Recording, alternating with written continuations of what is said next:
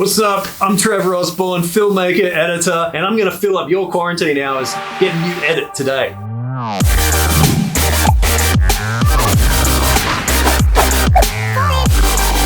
Okay guys, welcome to some fast editing tips. Let's not muck around, let's get straight into this, and this is how I like to set up a project.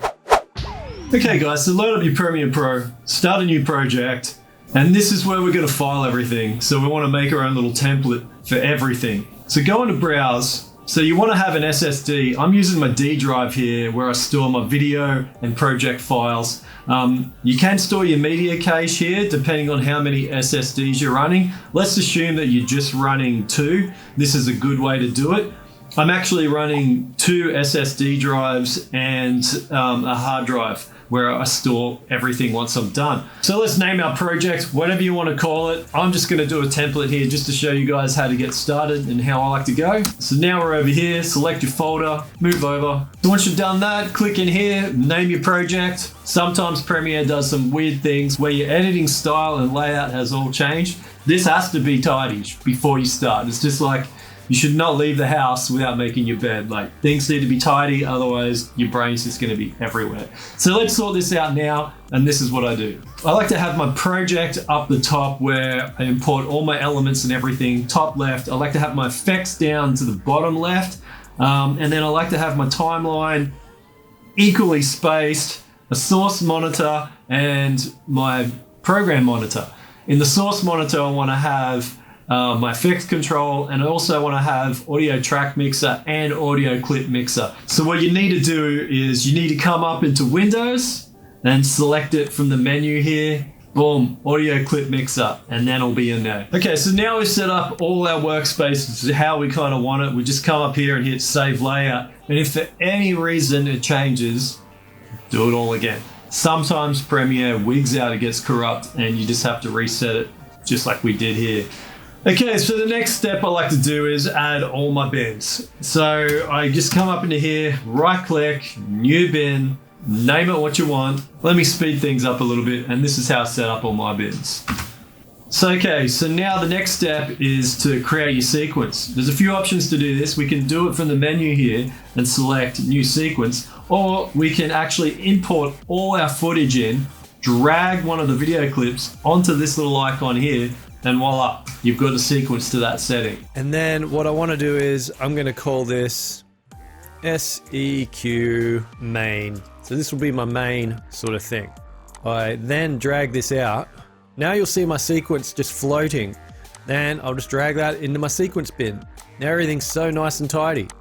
So now we're going to come down and we've got our footage in here, and see how the different frame rates, 25 frames, 100 frames. First thing I like to do is color code them, and how I do this is just go all the way down the end, select the right click button, come down to label. I'm gonna make this mango. Love a good mango. And now that's made it yellow, obviously. And we're gonna come up, and I'm gonna do the same, but change the color. I'm gonna give it red because it is faster. There's no red, it is actually rose. And now what I want to do is, because this is all my slow-mo footage, we're going to put this into a 25 frame timeline. So all I need to do is right-click, modify, interpret footage, assume frame rate is 25. And that will make this all slow-mo. So I've got some phone footage I just want to go through and kind of make an Instagram story and make it look cool, you know, rather than just cutting it on the phone, which is tedious and hardly ever works. Best way to do it is in your Premiere or whatever editing suite you're using. Now, as I said, I'll drag the clip down so it creates the perfect sequence that my phone can offer. So the next thing you want to do is you want to get comfortable with your keyboard and your keyboard shortcuts. So when I'm trimming a clip, if I hit the Q key, it's going to ripple delete everything at the start of that. So what I mean by this is, if you have a look, hit the Q, everything ripples delete. Right next to the Q, W does the opposite. So it brings everything forward. So keep in mind, this only works when you have all the tracks selected. If you leave out a track that isn't highlighted, it won't move. The other thing you can do, because you might have a music track down and you don't want to keep cutting that music track every time, is just lock the track and then you'll be sweet to go. Another key I like to use is my up and down arrows. It will go through to each cut point. So let's go through and let's cut and edit to how I would like to edit this.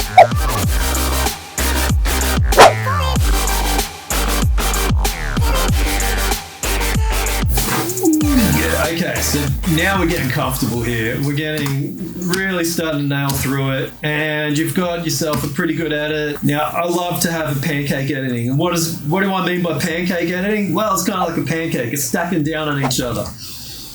I want some pancakes. Now we've got some quarantine hours. This is the perfect time to do it. Try to resist pancakes. But why a pancake edit is I can drag my clips up and then start forming a better... I haven't lost these clips. These clips down the bottom here that you can see, they're going to stay there. And my clips up the top are going to be my new ones. So I kind of get like my draft copy that I get in. I trim everything in the bottom pancake. Pancake. And then the top pancake is where I start refining it all. So sometimes when I see a clip and I go, heck, that's way too long. If I've got a long clip, I like to speed ramp. So you right click on the side there, this little icon, select time ramp mapping, and then hit speed, and then you'll bring up this little dialog. Now you need to make it bigger so you can see it. And now if you hit your P button, you bring up the pen tool, and now you can start making your points. So 1, 2, back to V, which is your select tool, and you drag these little icons out. And just raising it will increase the speed by whatever percent you want. Now zoom in a little bit more, because now we're going to flatten the curve out to give it a nice gradual ease in. Otherwise it'll be really jerky and just look tacky. They kind of do look tacky if you overdo it. Probably overdo it. I don't mind being tacky. Tic-tac-toe. Here we go. Okay, that looks pretty sweet. I'm happy with that. And I'm sure you guys all know Control Z if you want to undo something. Control Z is savior, and if you want to redo it, obviously Control Shift Z. PC, that's PC based, Mac, option. Easy. You knew that. I know you did. You wouldn't be here if you didn't know that.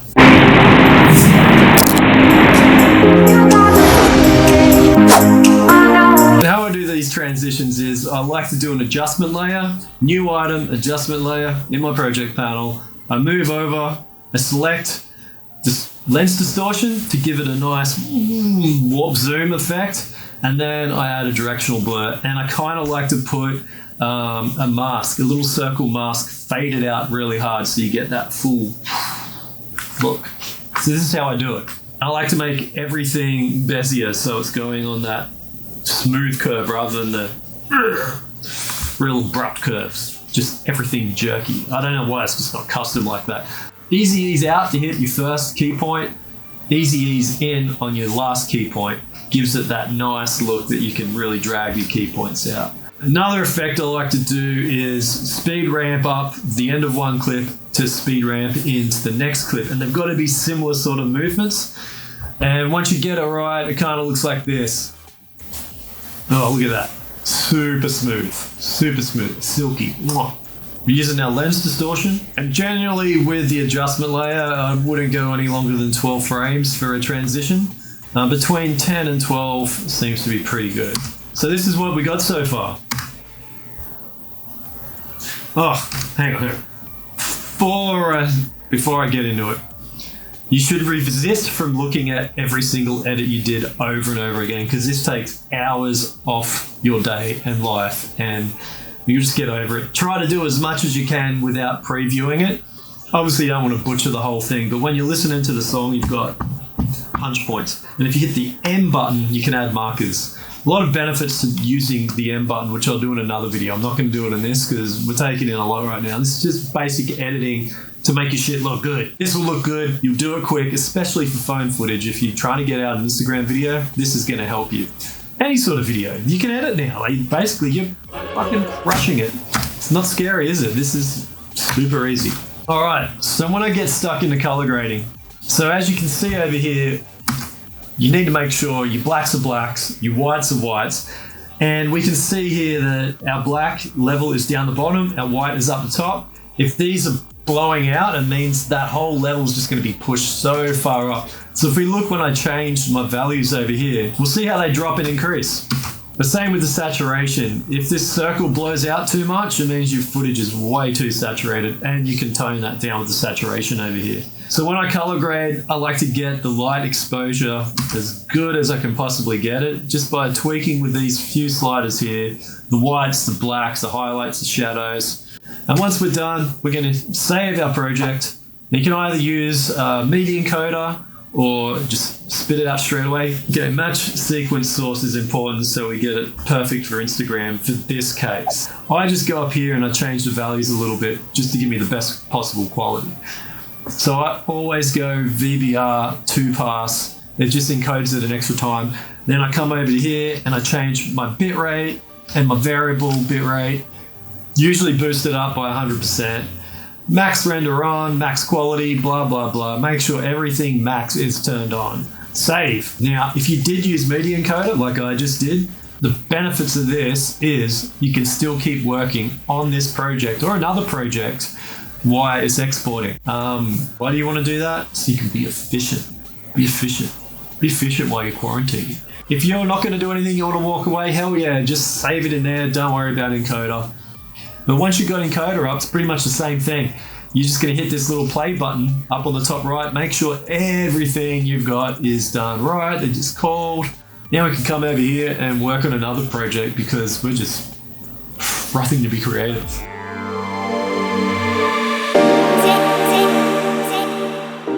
All right, guys, that's it. I think you did pretty well. From here, you can edit. You can edit efficiently, saving so much more time than how you're originally editing, especially if you're editing on your phone. Never do that again. Always import it in your computer, boost it out on here. You'll be forever grateful. It's so easy, and regardless of what system you're using, the processes are the same. The shortcuts might be a little bit different, but you can find that out in your settings on your editing suite. There's so many more settings we can go into for that next level, and I'm going to save that for another video. But for now, have a go with that and tune in next week and I'll upload another one for you. So you can hit more switches, more dials, and fill up those quarantine hours. Thanks for watching. Peace.